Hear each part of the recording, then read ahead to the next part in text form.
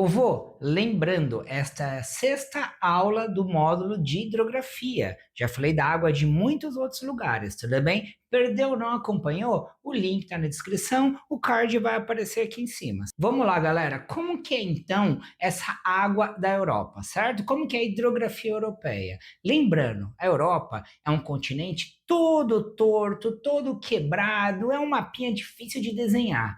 E os seus rios também acabam seguindo esse modelo. A Europa tem muitos rios. Entretanto, tem muitos rios pequenos, rios de pequena extensão, vários risquinhos chatos no mapa difícil de decorar, tudo bem? Mas é claro, essa água foi muito importante para o povoamento do continente, para a galera conseguir viver ali. O continente europeu, em muitas regiões, é um lugar bem difícil de viver, uma região bem anecúmena, não é tão fácil assim de viver. Então, a beira d'água, pelo menos, dava uma chance para essa galera. Então, você vai ver muitas cidades, muitas capitais na beira de rios, na beira de lagos, na beira da água. A água na Europa é bem importante, há muita disputa pelo uso delas. E as civilizações, muitas delas nasceram na beira da água. Muitas capitais de países estão na beira da água europeias. Hoje em dia, a Europa ainda usa muito forte essa água. Ela usa muito os seus rios para transporte, para o comércio interno, para movimentação de mercadoria.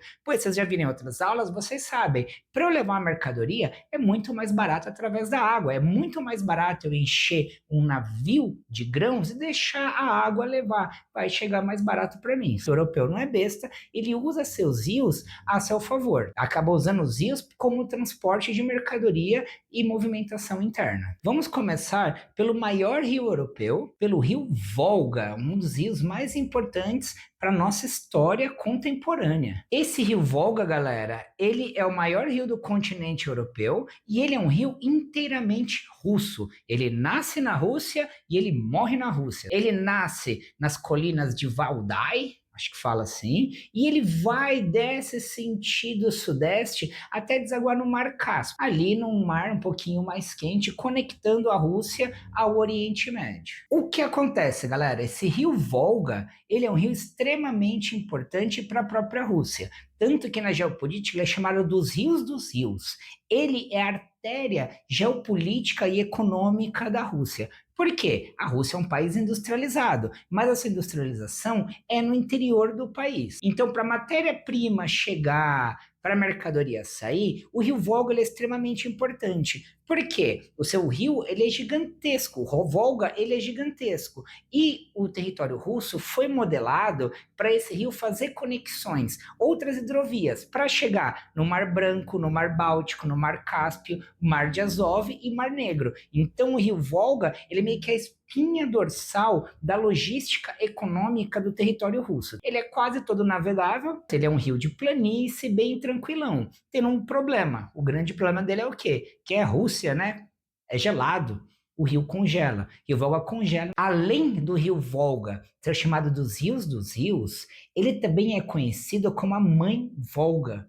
E o rio Volga, para os russos, ele é feminino, ele é uma figura existencial para a identidade russa. Esse rio dá vida para o russo, mas também esse rio foi extremamente importante durante a Segunda Guerra Mundial. A Batalha de Stalingrado virou a guerra a favor dos aliados contra o Bigodinho.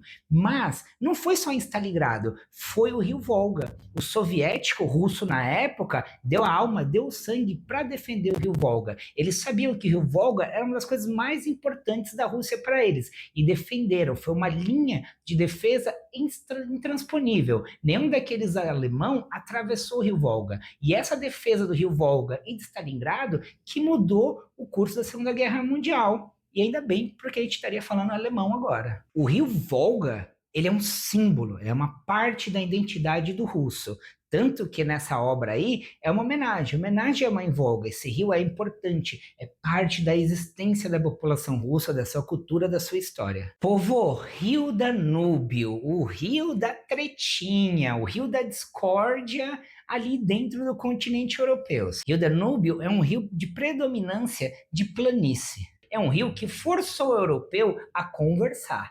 que forçou o europeu a negociar com seus vizinhos. Ele é um rio que nasce na Alemanha e ele corre atravessando a Europa no sentido oeste para leste. E na Europa, você sabe, 1 hora de carro, você atravessa 3 países, 8 idiomas, 25 povos. O rio Danúbio, ele atravessa ou serve de fronteira a 10 países europeus. E tem aquela questão que vocês viram, a água não está isolada. Se um desses países poluir o Danúbio, polui para todo mundo. É um rio extremamente importante que atravessa o coração da Europa, o que força os próprios europeus ter políticas, ter negociação, terem consensos para todos conseguirem usar e viver dessa água. O rio Danúbio ele nasce lá na Floresta Negra na Alemanha e vai desembocar lá no Mar Negro. Também o uso dele é muito importante para esse transporte, para conseguir entrar matéria-prima e sair mercadoria do coração da Europa. Esse rio Danúbio, então, ele é o maior rio que atravessa o continente europeu no sentido leste-oeste. Ele chega a ter 2.860 quilômetros de comprimento,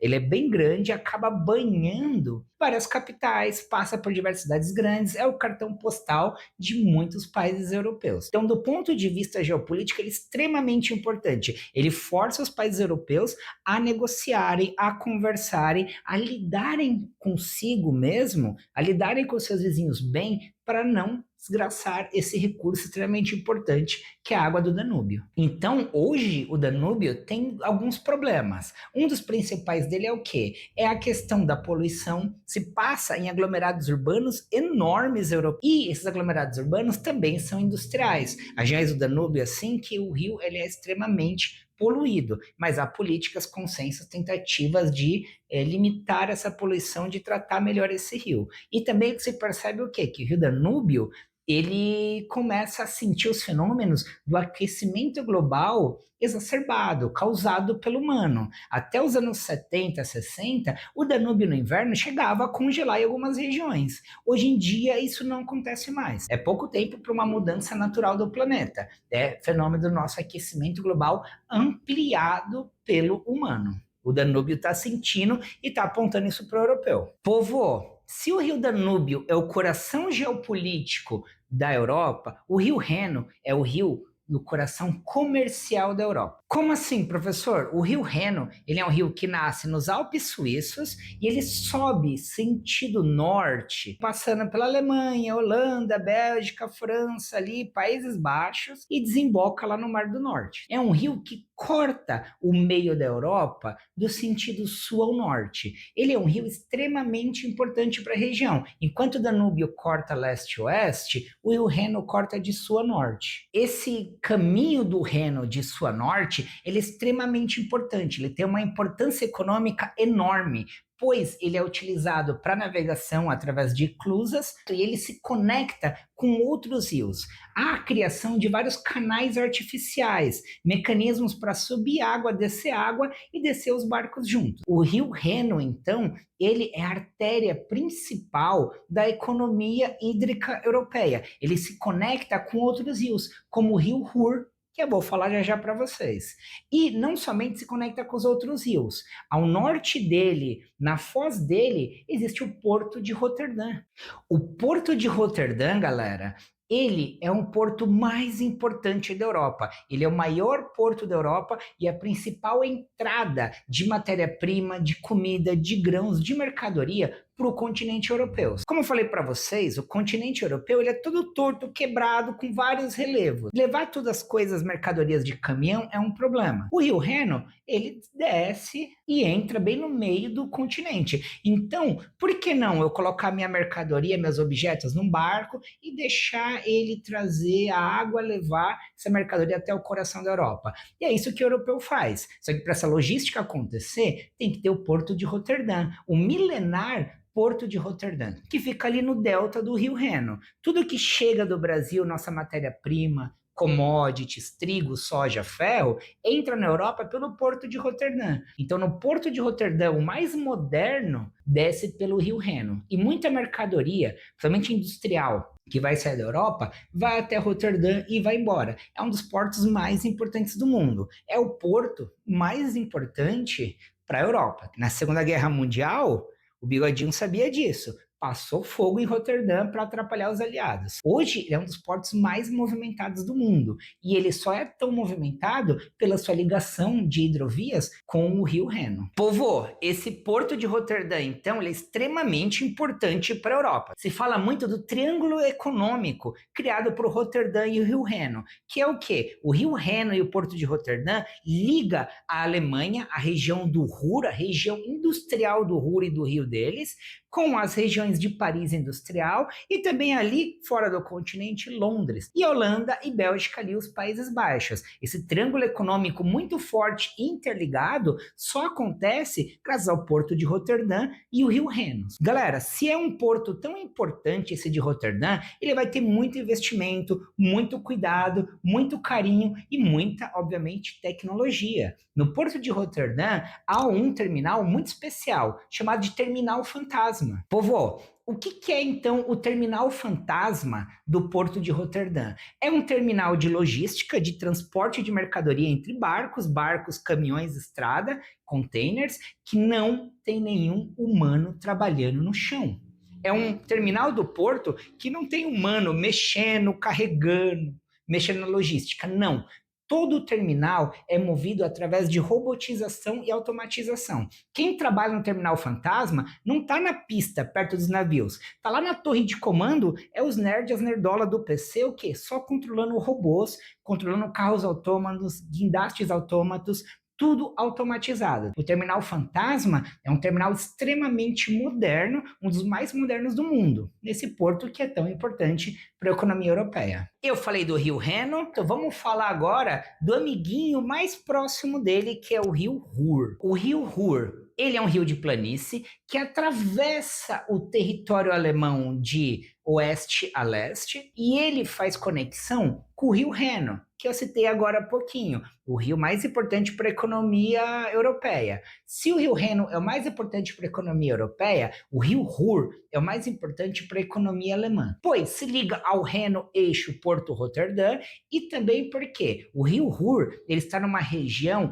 extremamente industrial da Alemanha, é uma região carbonífera, tem muito carvão mineral, que foi utilizado no passado para o impulso industrial da Alemanha. É uma região altamente urbanizada, altamente industrializada, onde esse rio vai ser utilizado constantemente de transporte de mercadorias, produtos, matéria-prima e pessoas, dinamizando e deixando mais barato a logística e a economia alemã. Há muito tempo, essa região já é muito importante para a economia alemã, desde o impulso da Revolução Industrial do século XIX. Tanto é que essa Vale do Rio Ruhr foi muito disputado, né, e almejado aonde? Na Segunda Guerra Mundial, porque sem indústria, sem carvão, sem ferro, sem transporte, não havia máquina de guerra. Então, o domínio do Vale do Ruhr foi uma questão muito importante, que chamou muito a atenção, assim, ó, era a cereja do bolo da Alemanha, do bigodinho. E o Rio Ruhr era muito importante para isso. Não adianta eu ter carvão, não adianta eu ter ferro, não ter indústria. Se eu não tiver logística e transporte nisso, não vai acontecer, não vai funcionar. O Rio Ruhr é extremamente importante para essa economia alemã. Nasce nos Alpes também, mas não sobe como o Rio Reno. Eu estou falando agora do Rio Ródano. Rodano, não sei falar isso aí. Ele nasce ali nos Alpes e ele desce, entra na França, atravessa e desce para o Mediterrâneo. Então esse rio, ele nasce ali no meinho sul da Europa e ele desce para os mares quentes do Mediterrâneo. Obviamente extremamente importante para a entrada e saída de mercadorias, principalmente ligações econômicas com a América do Sul, África, Ásia e Oriente Médio. Opa, chegou no Mediterrâneo, chegou no Rio Ródano, sobe para dentro do continente europeu. Lembrando, galera, que é um rio de planalto, é um rio com desnivelamento de terra muito grande, água forte, quedas bruscas, radical, não é tão bom para navegação. Mas a tecnologia, o dinheiro, a infraestrutura resolve isso. A navegação por eclusas é muito utilizada, o que acaba encarecendo esse transporte, mas ainda tornando mais viável que o transporte rodoviário. Então esse rio entra na França, dos Alpes, e deságua no Mediterrâneo, ajudando muito forte a economia francesa a ser dinâmica e conseguir fazer comércio com o hemisfério sul. Povo, o Rio do Pó. Eu tô falando da Itália. o rio mais importante da Itália. Ele é o maior rio e mais importante rio daquele país. Esse rio do Po, ele se encontra no norte do país Itália, o que é extremamente importante, porque a Itália, o norte do seu território, ele é mais industrial, mais urbano, com melhor qualidade de vida e tecnologia, enquanto o sul da Itália é mais agrário, mais rural. Além de ser mais urbano, o norte da Itália, ele acaba sendo mais industrial, tanto que esse rio do Pó, ele atravessa as principais zonas industriais do país, o eixo Turim-Milão principalmente. Então esse rio ele acaba atravessando de oeste a leste do país, ajudando o quê? Ajudando a dinâmica comercial e industrial da Itália. Tem muito Fiat Mobi sendo feito ali na beira desse rio do Pó. É claro, é um rio de um país extremamente industrial e desenvolvido. A poluição é um grande problema para esse rio.